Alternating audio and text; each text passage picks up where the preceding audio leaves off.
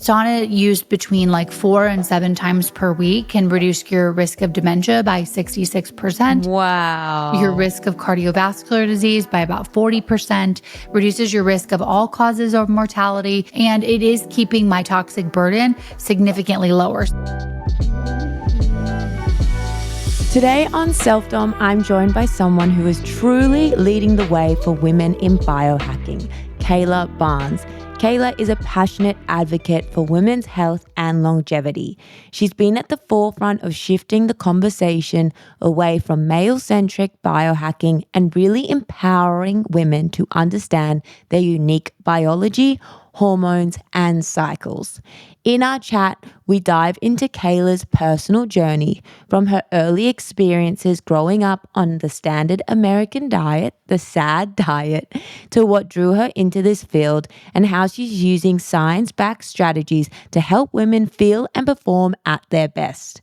We also explore practical biohacks you can start today, the biggest health threats we're facing right now, and how to navigate the overwhelm of new devices and wellness trends. This episode is packed with insights, and I know you'll walk away feeling inspired and armed with tools you can actually put into practice. Kayla and I will be at the Wellness Spring event. This is Wanderlust's Biohacking Summit in the Gold Coast at the end of October. I will put all the information on how to get tickets and the schedule in the show notes. This is such an epic episode. Now let's dive into it. Welcome to Self-Dom. Where are you sitting? Just for the listeners, what is in the background of your video? This is my hyperbaric oxygen chamber. So yeah, probably a bit different than normal backgrounds, but it's great. It's part of my protocol. We can talk about it if you'd like, but yeah, it's a HBOT chamber. And then I don't know if it's in frame or not, but right next to it, I have a Balancer Pro jacket. Wow. So that is, okay. She's got it. Yeah, that's lymphatic drainage is Balancer Pro. I'm so excited to have it. It's like the best feeling experience, but it has pants or a jacket and you can do lymphatic drainage with it. And I love it. Oh my God. Is this at your home? Yes, this is at my house. Yeah, I feel like you have all the dream machinery and everything. And I'm the exact same. If I could spend my money on longevity protocols over anything else, like take my money. Like it's the best investment you can make. I mean, totally. And maybe it's just my feed, but it's like I have all these individuals that have like, their dream is like a little Birkin or something. And I'm like, I would much rather have like a hyperbaric oxygen chamber than a mini Birkin. Because I mean, if you think about it, like what is going to benefit your health in the long term? So I am not, not a big, I love fashion, right? But I don't make like massive investments into like handbags or things of that nature. I would just rather invest in things that are hopefully going to improve my health, especially over the long term. Yeah, amazing. And we're going to dive into all your protocols and all the things you have. But to start off, it could be good to learn about your journey. Where did your love for longevity start? Yeah, I mean, it's been a slow build. I definitely didn't just wake up one day and decide to get a hyperbaric chamber and all of these more advanced longevity therapies. I was always a pretty, active kid. So I played a lot of sports growing up, but I definitely didn't grow up on a healthy diet. So grew up on what we would call the standard American diet or the SAD diet. So lots of Pop-Tarts. And, I remember eating the marshmallows out of like this cereal, what's it called with the little marshmallows? Do you know this one? No, I feel like it might be just America. Like, no, not Cheerios. Yeah. No. Not Cheerios, no. Oh, Lucky Charms. That's what it was. So it had my God, yeah. Yes. So I remember eating the marshmallows out of it. So I definitely did not grow up on a super healthy diet or in like a very holistic household. But as soon as I, graduated, I started studying nutrition because I always wanted to just feel better. It's not that I was incredibly sick or anything, but I had pretty big aspirations for my life. I became an entrepreneur at the age of, 17, 18 years old. And I knew that if I wanted to be able to perform and achieve all the things that I desired, I wanted to have my own business. I wanted to be really successful. I knew that I was going to have to upgrade my biology. I feel very blessed that I just intuitively knew that. So yeah, started studying nutrition, and then got really deep into how can I upgrade my brain. So I found Dr. Daniel Amen and trained under him and his protocol, the brain health practitioner certification, did that. Just really a ton of self-learning. I'm obsessed with learning. I love to understand how the biology works and what we can and can't do to upgrade our health. So did IIN and IHP and all these different programs throughout the years, but it really got into it deep when I went to go open up a longevity medicine clinic. So about 6.5 years ago, almost 7 years ago, I got ready to open this, co-open this. And when you open a clinic, you need to determine what labs will you offer. So I immediately got access to thousands of labs that my doctor had never recommended that I do before. I had never looked deeply at my gut health or deeply at my thyroid health or cardiovascular markers or total toxic burden or biological age or any of these labs that I now had access to. So, began to order these labs really just on myself. And at the same time, I was building a medical team. So we had a medical doctor on staff. I interviewed, many candidates. And it was such an interesting experience to see the vast differences between some of the more Western, like conventionally trained docs, and then the docs that had gone on to do like integrative training or functional training. We ended up settling on functional medicine practitioners and integrative medicine practitioners. So they were all originally conventionally trained and then additional training on top of that. And we were able to look through all these labs that started to come back. And I was excited about the fact that, I was in pretty good health. I was in my, 20s at this point. So nothing that was a major red flag, but I could optimize in so many areas from, micronutrient panels and my thyroid health and hormones and gut optimization, just so much that there was to do. And I'm a bit of a type A personality. So I just was extremely excited about the opportunity to get to do all of this. And then simultaneously, you figure out what labs and the providers, but then you also need to figure out the services. So some of the services that we settled on, I got to do myself. So things like hyperbaric oxygen chamber, things like ozone sauna, things like ozone IV or precision IV therapies, red light beds, cryotherapy, NanoV, really the entire suite of wellness services, most of which I now have at my home. But I also got the firsthand clinical experience of watching the, hundreds and thousands of patients that we had improve their health, really get a deep understanding. Sometimes for the first time ever, they may have been to 10 to 15 different doctors prior, and they couldn't figure out the root cause of what was actually causing them all this pain or these chronic conditions. And our providers were able to help them figure that out. And I just felt so blessed that I was alongside them during that journey. We got to see a lot of these innovative therapies. There's not these huge randomized control trials on a lot of the different therapies that even we offered or that are highly touted in the longevity space at this point, because there's really no incentive, right, to do randomized control trial on, let's say, hyperbaric oxygen therapy and autoimmune condition, for example. That's just throwing something out there. But when you get to see it clinically, that it can have a massive impact and you see the labs improve, it's really exciting. So yeah, I got to run that for 5 or 6 years and it was incredible. And now I'm spending most of my time educating on the topic, YouTube, podcasting. I've had a podcast for years. So I've also been blessed to have interviewed, over 100 and something medical doctors, PhDs. And it's been, just a crash course in education for me. And I really seek out, just as you do, experts in very specific fields as it relates to women's health. So it's been super fun. And yeah, that's how I got to where I am today. Wow, I have so many questions. I wish I had a notepad to note things down while you were speaking. One of the things that I feel my audience will be like, what are all these tests, hyperbaric chambers? It all sounds very expensive. But one thing that I know for you, because I've listened to you speak in so many interviews and podcasts, is you can strip it back as well. And for any of the girls who are like, okay, but where do we start? What is your non-negotiables that maybe are low cost or even free? Yeah. And I'll add one more thing before we move on to that question, because it's a great one. As I was going through my own, longevity protocols, there were a lot of findings that we had from the literature.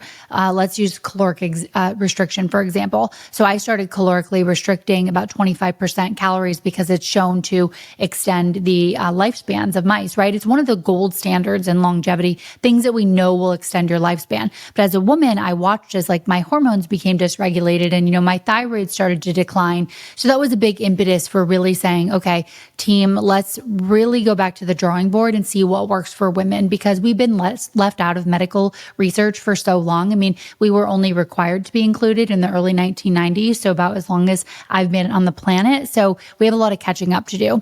But that is such a good question. And it's a point that is very important to me, that yes, I'm operating in this area of like chambers and plasmapheresis and all of that, but the things that move your health the most are the basics. You have to master the basics. And everybody always DMs me like, what supplements are you taking? And are you doing any DIVs? And I'm like, if you haven't mastered the basics yet, number one, they're free. They're pretty accessible to everyone. And they're actually what's going to move the needle the most. The rest of this stuff is exciting, but I see it as being like, from 95 to 100% or figuring out what's possible with health. So non-negotiables are really just the pillars, and it's hard to choose just one or two of them, but maybe we'll do that at the end. But I build my entire schedule around sleep. Like sleep for women specifically is absolutely incredible. I mean, it improves our hormone health. When we sleep, our brains detoxify, right? Our lymphatic system is the most active, and women are more prone to Alzheimer's disease. So as we're developing my protocol, we're always thinking long-term, like what are we going to be most susceptible to getting and that might kill us, in the future. So cardiovascular disease, Alzheimer's, or neurodegenerative diseases are, incredibly common specifically for women. So sleep, so important. And what I've learned throughout this whole journey is that really women need more sleep. Like the medical literature says anywhere between 11 to 20 minutes more of sleep. But I have found in my, late luteal phase or early follicular when I'm bleeding that I need almost 40 minutes more sleep than my husband, sometimes even more. So I think one thing is to definitely prioritize sleep. I would also say when you get into bed matters. So we know we're going to have the biggest release of things like growth hormone and even hormone optimization if we can get into bed before 10 p.m. So I go to bed every night at 8 o'clock. That might not be doable for people, but I definitely build my schedule around sleep. And even, one night of poor sleep can increase our hunger hormone, ghrelin. So we'll have more cravings. We'll be less motivated to stick to other healthy habits like working out. So if there's one thing that you can do today after listening to this podcast is just go to bed early. And a couple tips that I'll give you for sleep optimization is one, don't eat too early to bed. So if you are eating, it's sending a signal to your brain that it's not time to be sleeping. So our melatonin release is actually reduced. So stop eating about 3 to 4 hours prior to bed. Cool, dark room, also super important. So if you can't get your room like blackout, you could just do an eye mask, but drop the temperature down. I like to keep mine around 65 degrees Fahrenheit, but our body naturally drops down in temperature while we're sleeping anyway. So it can really help you fall asleep and stay into those deeper stages of sleep. Another tip would just be don't watch anything anxiety inducing or scroll on social media, an hour before bed. Try to do something to get your resting heart rate as low as possible before bed, because I've seen over and over and over again on my Oura Ring and my sleep scores that it really improves the quality of your sleep. So next thing I would say after sleep is definitely exercise. I mean, exercise, if there was one pill for longevity, it would literally be the benefits of exercise. It improves blood flow, oxygen delivery, nutrient delivery, can reduce inflammation over time, really helps to balance our hormones as women. Adding on muscle mass for us women is so incredibly important because, I'm so glad that we're out of this whole, you can't lift weights phase of life, and women are lifting heavy and they are wanting to put on muscle. But I will say that I've been lifting super heavy, like to my max for, the last at least like 7 years. And there's not a single person that tells me that I look way too bulky. You know what I mean? So I think we don't need to be too fearful of that. We're just not made to put on as much muscle mass as our male counterparts. But this muscle works almost like a metabolic Spanx. We all know Spanx that help to like hold us in a little bit and give us that form. But this muscle helps to suck up glucose. And we know things like PCOS or metabolic disorders are just rampant across the board, but specifically in women, things like PCOS. I really encourage you to add on muscle, strength train, even as little as 2 to 3 sessions per week of 30 minutes can be beneficial. And then if you combine that with something like low level movement, just walking as much as you can, I think that those are 2 really good places to start. Yeah, and those are takeaways that everyone can really make the most of today, really, after listening to this episode. It's so interesting because I'm seeing all over my Instagram at the moment, like the skinny talk. And I'm sure as a longevity expert yourself, it's super frustrating to see us go backwards when we've put all the work in really showing that lifting weights isn't going to make you bulky. It's your number one longevity tool. What would you say to anyone who's dealing with the impact of social media right now? Yeah, I want to first say, my heart just goes out to especially young women. It's devastating to see high schoolers that are having so much influence, and it's not even that they're seeking it out. It's just infiltrating them. And so I think step one is try to curate your social media as much as you can. So I don't follow people that don't make me feel good or don't promote ideas that I'm not on board with. So everything is very curated already. I don't get a ton of negativity on my feeds, and I think that can be really helpful. So just taking the time to kind of detox your Instagram and really only follow people, the content you want to let in your brain. I think we have to do a good job of shielding ourselves from that. The second thing that I would also recommend is just choose a few individuals, to maybe double down on their content instead of just getting caught in the algorithm, because literally I can see, 3 completely different statements on the same day. Eggs are great for you. Eggs are horrible for you. Eggs are going to kill you. It's wild, And I have seen a few of these pieces of content, not many, but this skinny talk, right? And I am really sad about that because there are so many detrimental things that come with restricting food and restricting calories. I gave you an example of earlier when I was doing this, not because I was necessarily upset about how I looked, but because I wanted to try it for longevity. And I watched my hormones become dysregulated. I watched my thyroid decline, not to mention the mental taxation of trying to continually restrict. I eat when I'm hungry. I eat high quality calories. I pay attention to the nutrient density in my food. But if you're getting adequate protein and you're eating nutrient dense foods and then working out, I think you should have a great physique. But I'm sad if we are going backwards and we only want to be leaner, smaller. You can be small and strong. You can be fit and strong. And none of those things require you to restrict calories in a significant way. Yeah, I think that's really good advice. And at the end of the day, we have control over what we see on our feeds. The one thing that's frustrating is often the things that are kind of in your face. You do watch it a little longer. So then Instagram and TikTok just throw more of it at you, even if you don't want to. So I would love to see a bit more government involvement or something like that to help with this, because it is getting a little bit out of control. I want to dive more into women's health more specifically and talking about our cycles. You first mentioned that women need more sleep, often in their luteal phase. I am in my luteal phase right now, and it's been such a chaotic few days that I haven't been able to get that sleep. And when you said it impacts our hormones, our hunger, I felt that so strongly. I feel like firstly, I'm in my luteal phase, so I never feel full. And then I'm not getting enough sleep. And then you're getting breakouts. Do you have any tips to get a little bit more rest in your day or more high quality sleep, even if you can't get as many hours? Yeah.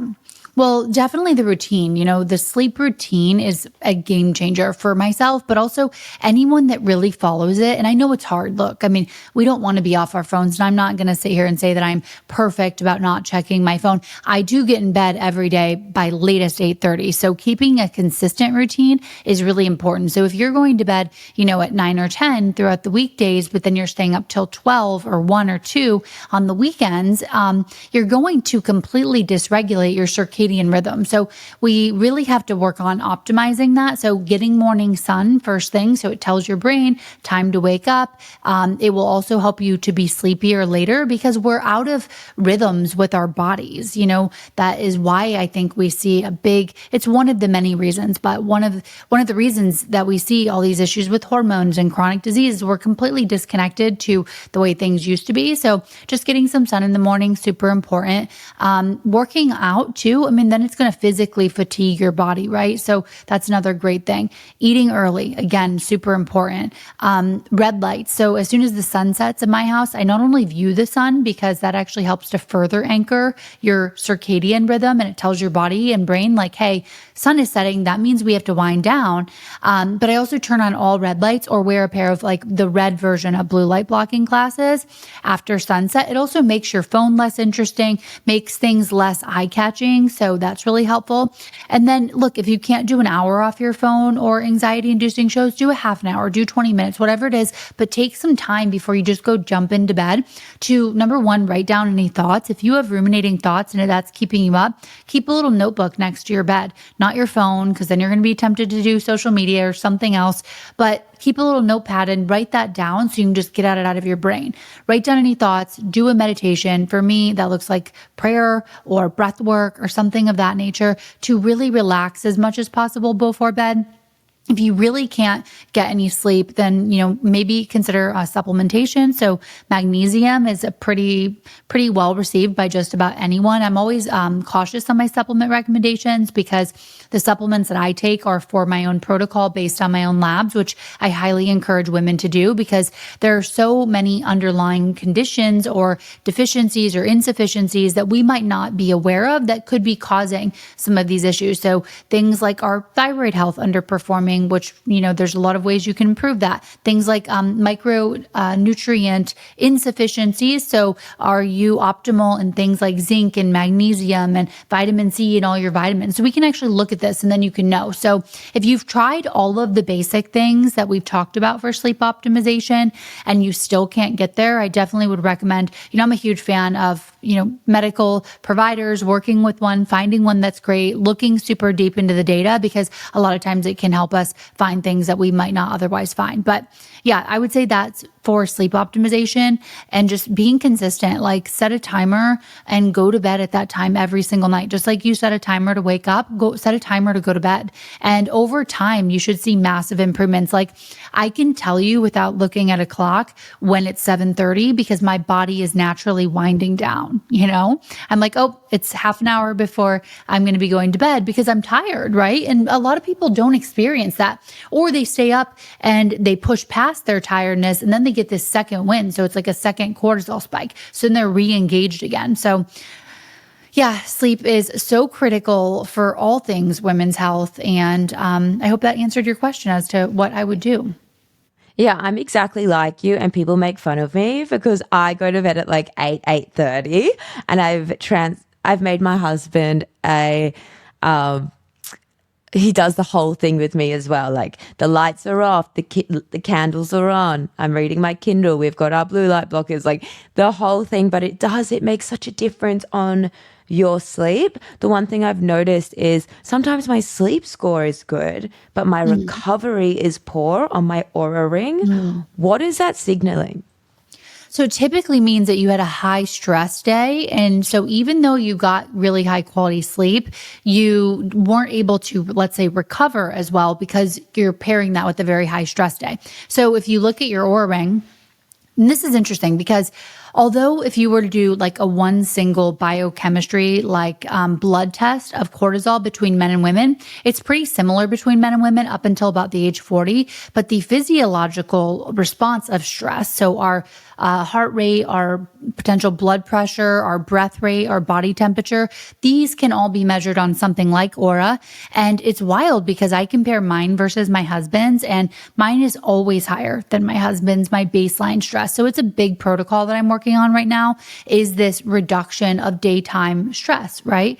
And we also know that women self-report that our stress is significantly higher than men. So that's what you definitely might want to consider working on, is reducing that daytime stress. And a few things that I have found really helpful is to actually schedule in stress reduction. So I have 4 different times of the day that I'm doing something that can reduce my stress or shift into parasympathetic.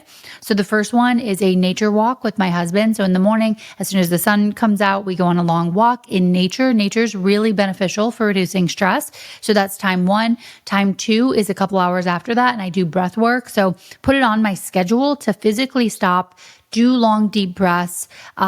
Really, you can do box breathing, something of that nature, but anything to reduce your stress. And breath is free. We can access it anytime. So we have to try to shift into that parasympathetic. Then I will do a third stop, and that's another, long walk. Really, again, helps to reduce the stress. And then I will do, again, prayer, breath work, something of that nature at night. So I'm very intentional about getting that stress reduction, because as a woman, I just see that otherwise it's going to stay pretty high. I have found that hyperbaric oxygen is also very interesting, because as soon as I get in the chamber and it's fully compressed, that my aura ring logs me into restored immediately, and I just stay there. So I want one. I know. I'm looking there's a lot of around. clinics that are offering them now, which is helpful because they're becoming more accessible, Yeah, I feel like you guys in the States are so much more ahead when it comes to the longevity tech stuff. So I'm excited to see how it comes to Australia and who's really going to pioneer it. I want to talk about your experience with fasting.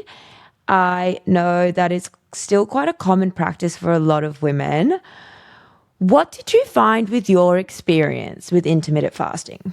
Yeah. I think fasting can be a powerful tool. We're not designed to eat all day long, right? So I think the way I think of it is more so just going back to what we used to do, which is like eating a couple of meals and it being within a somewhat tighter time frame. But we have to be really careful. Depending on where our stress levels can be. So remember that fasting is a stressor, right? So it can be a hormetic stressor, which can improve resilience over time. It can be a good thing.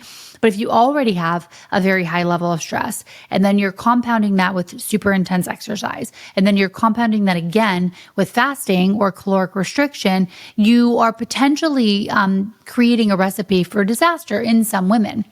Now, let's say there's another woman, so it's also bio-individual, right, that has fairly low stress, moderate exercise, then fasting for a longer period of time could be okay for her. So what I have found personally is I think that women do better training fed. I actually learned this from Dr. Stacy Sims, who is really just a pioneer in the industry. But I used to do a lot more fasted workouts, and now I'm doing all my workouts fed. So again, just giving our body a sense that things are okay and we're not in a famine, because we have our hormones to consider. And there's a lot of women that I know that have really, either calorically restricted or combined it with too much stress and have lost their periods, or, their cycle is not as, consistent as they would like it to be. So I think it's a very bio-individual thing. I am, again, a fan of not eating all day, of course. So stopping eating about 4 hours at least prior to bed, 3 to 4 hours. But I think you have to listen to your body. How much stress do you have? I would definitely recommend, if you are going to fast, to move that window up. So not skipping breakfast, which I think is a really common thing. But not only do we see results in studies from time restricted feeding being moved up to earlier in the day, it also makes sense a lot more from a circadian biology standpoint, right? So we want to wake up, we want to get the nutrients, then do our workout, and then just wrap up eating earlier in the day. So that's been my experience, but definitely when I took it too far with too severe of a caloric restriction, I saw, pretty negative health impacts, especially as a woman. Yeah, I'm guilty of it because sometimes, like for example, I'm up at 4:40 this morning. It's so hard to think of eating like chicken. Do you know what I mean? Or Yeah. eggs. Yeah, of Do you course. have do you have some hacks to get some protein in early? Yeah. I mean, honestly, you could do something tiny like, one boiled egg if you want to have a whole food source. I am honestly just doing a protein powder and a collagen peptide along with a creatine and a colostrum in my coffee. So it gives me a little bit of something. And I mean, creatine is, I think, one of the best supplements for women. Not only great for building muscle, but we're seeing new research on brain health, really potential, even benefits in pregnancy, which I'm excited to see where that goes. But yeah, I think make a little bit of a shake and just make it really simple if you don't want to be eating at 4 a.m. because I get it. I don't want to be making eggs in a full breakfast. So I will do a little bit of coffee, so like half a cup of coffee, and then I'll do the collagen peptides with a little bit of whey protein, and then the creatine and the colostrum. So it just gives my body something. And then after my workout, I will do a pretty immediate refeed with my, organic eggs and fermented foods and, dark leafy greens, a handful of blueberries, just whole foods is really what I focus on. My diet's not ultra complicated. I'm not like vegan or keto or anything like that. I just focus primarily on like a Mediterranean style diet. Yeah, I think advertising makes us feel that we need to have so many different things. So I love Yeah. that you just eat whole food, organic, and Yeah. you're a longevity expert. So that's the best advice we could take. So something that's accessible to everybody. If you go to a farmer's market, if you give yourself that time to cook, you just reap so many benefits, physically, mentally, emotionally, like connection to the food, I find. I want to talk about fertility. Mhm. You talk about, is the statistic that fertility or it's going down like 1% every single year in men and women? Yeah. Yeah. I mean, there's the fertility stat and there's also the testosterone stat, which are kind of similar. But yeah, it seemed to have been decreasing about 1% per year, but over the last 30 years. So, I mean, we are definitely here in the States, at least. I haven't really done the research on Australia, but I think you know this, but I'm coming there soon in October. I know. I'm Uh, so excited. I get to meet you as yeah. well, which is so cute.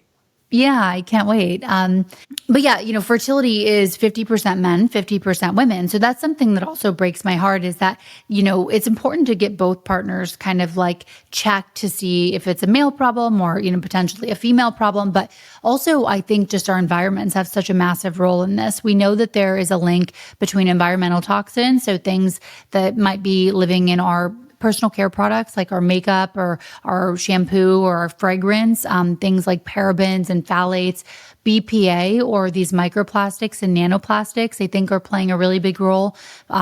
They've now been found in every single organ, including the testicles, including the ovaries, even including the placenta, these little babies. So I think reducing our toxic burden is a really important factor in fertility across the board. Yeah.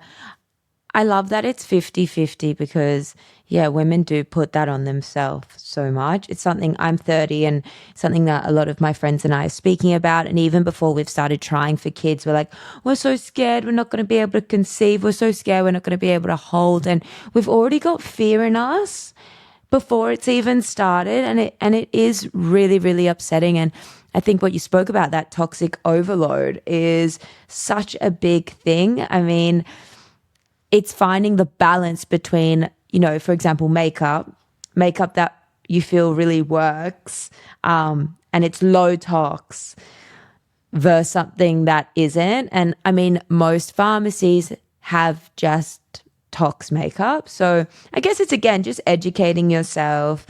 Your skin health will also improve if you use low tox because we're mixing all these chemicals on our face. I always think about it and I'm like, it's actually crazy. But I'm so grateful to be in 2025 where there's such a good variety of stuff. And I know that you share a lot of your favorite brands on your channel as well. So definitely Yeah. go check. Actually, Yeah, go check that out.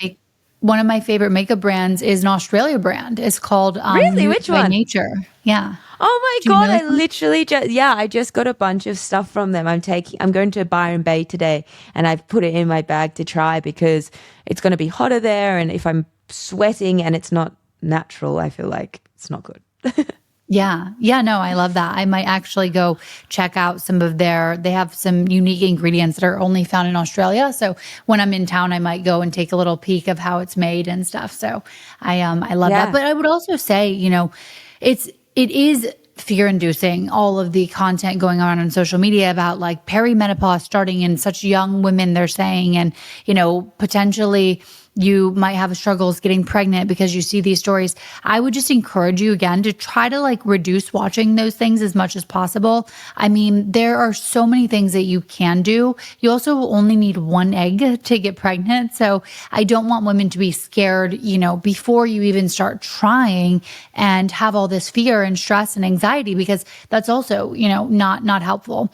I mean, I really think that just by making a few environmental changes, really focusing on high quality sleep, high quality nutrition, exercise, moving your body, that you really shouldn't have too much to fear around health or longevity. Of course, there are cases where there's already been some sort of chronic disease that has developed and you should work with the provider. But I'm just excited because I've seen so many people put into remission different sorts of conditions, or, be symptom free or reverse a chronic disease, or there's so much possibility out there that I see everything as, this great opportunity that we're living in where we do have, we have great medical breakthroughs. We have interesting therapies. We have access to so much information as it relates to, how to work out and what to do. And it's all just about, putting a lot of these practices that we know about into our daily routines, right? Yeah, that's a good way to kind of end the fertility conversation on a high note, because so many podcasts don't, and you leave that conversation just feeling anxious. And as you said, that's the worst thing for it. I want to talk about the tox overload. You're so big on saunas, and I've started to incorporate saunas 4 times a week. Wow. 2 hours before bed. And it's made such a difference to the sleep quality. Yeah. So do you think that everyone should be saunaing? Yes, I do. I think that sauna, the literature that we have on sauna is unbelievable. It's better than anything else. Any other device that I have, any other therapy. The Finnish saunas. So sauna used between like 4 and 7 times per week can reduce your risk of dementia by 66%.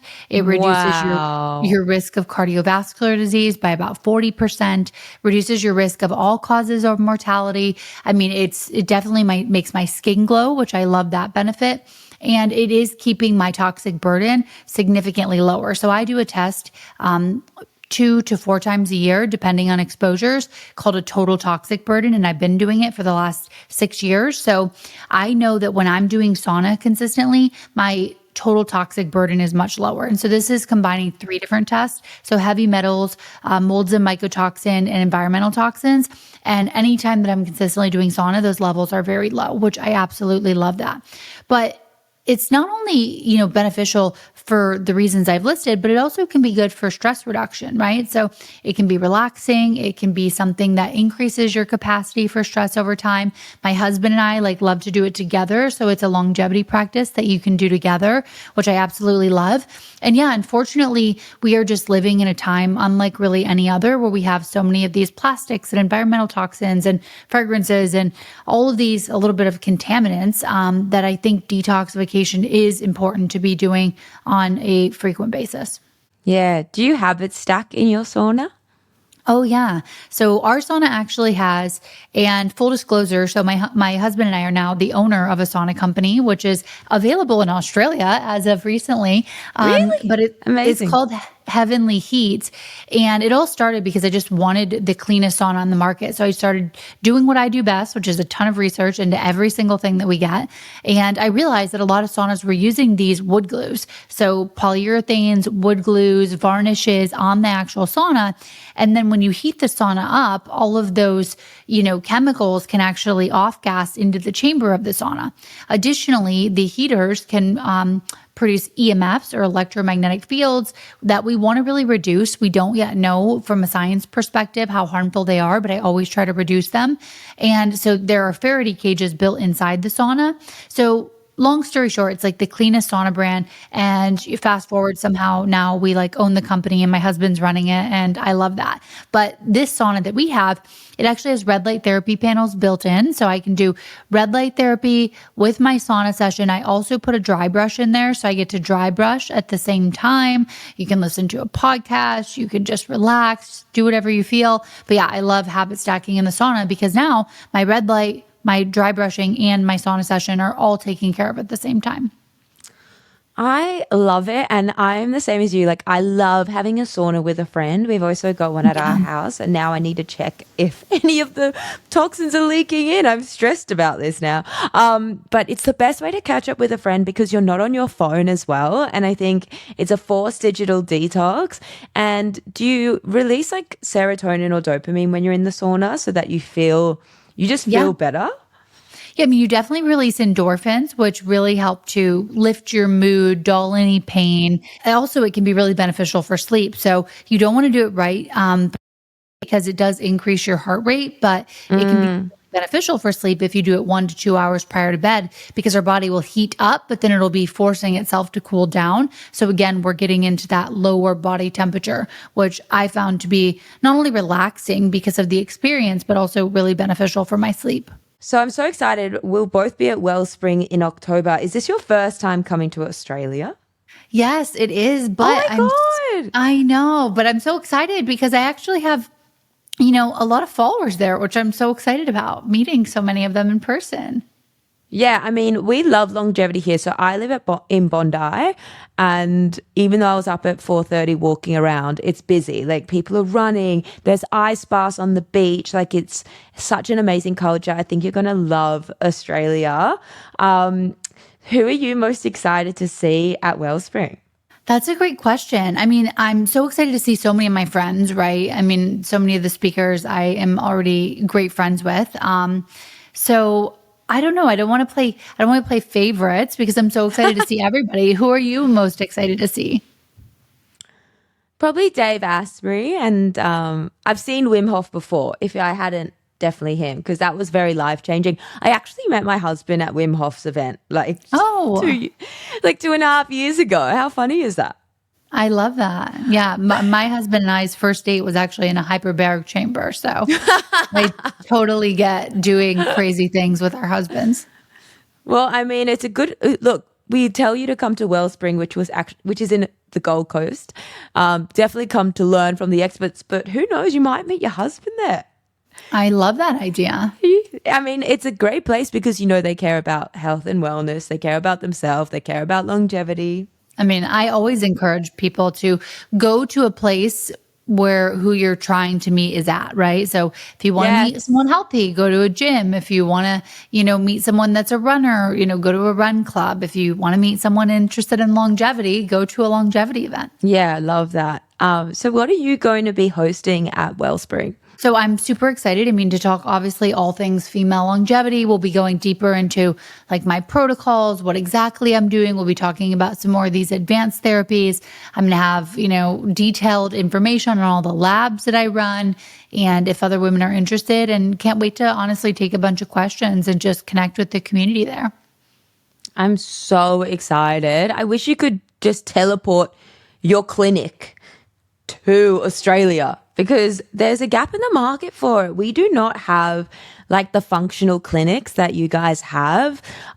You have to see your doctor, then you have to see your naturopath, then you have to see. You can't just do it all in one. Is that because you're not allowed, or just people are not doing it? I'm not sure the regulations, but I think the one thing that I struggle with a lot, and it's why I'm so passionate about the podcast and having experts like yourself on, is that you have to be proactive with your health. And if you just saw your standard doctor, they wouldn't tell you to have a sauna. They wouldn't tell you to really go eat a whole food diet. They wouldn't tell you about the NAD+. There's so many things that they wouldn't tell you about. And I really do think that Australia will see in the next few years that we get clinics like yours here, and it's a one-stop shop for our health. And even so many of my friends, they don't get their bloods done. Really? Well, yeah, I mean, a lot I of think people it should be a must. I mean, definitely. I mean, at minimum, like twice a year, you want to be having a look at what's actually going on because otherwise, you're never going to catch something before it becomes a big problem. Like these conditions, these diseases, these syndromes don't just typically happen overnight. It's like years or a decade of warning signs that could be going off on your labs if your doctor looks at it in the right way. And you can start to reverse a lot of that before you even develop it. Or if you have developed it, there's so many ways in which lifestyle and interventions can help.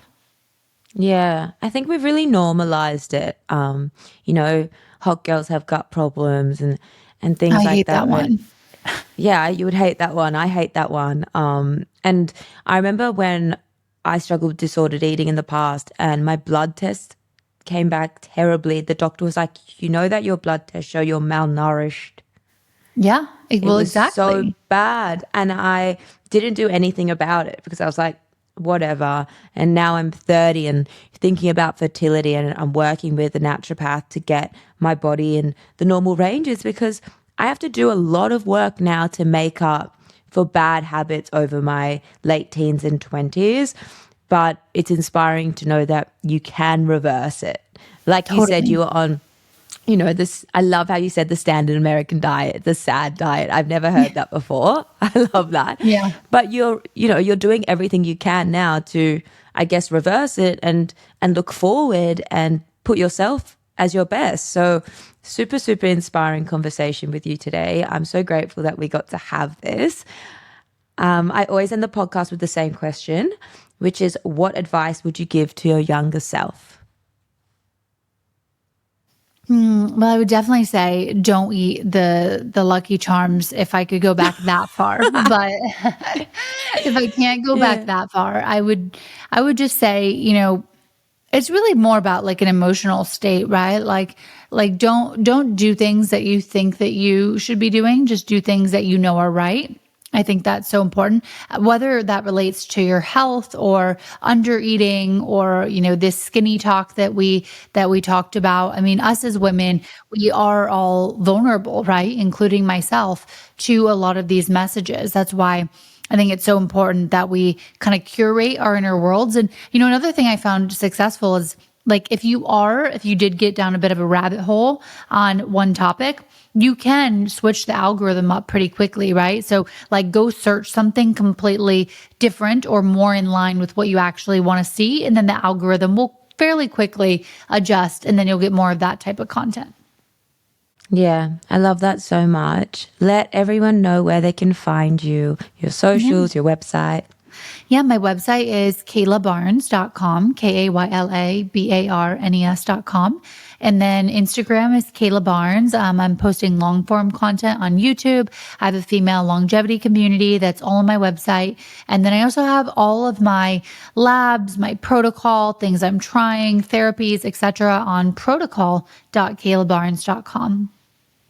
Amazing. I am so excited for Wanderlust's Biohacking Summit called Wellspring. It's in the Gold Coast. It's in October. We'll finally get to meet then, which is super exciting. I'm hosting a Pilates workshop, so hopefully you can come and do a little session with me.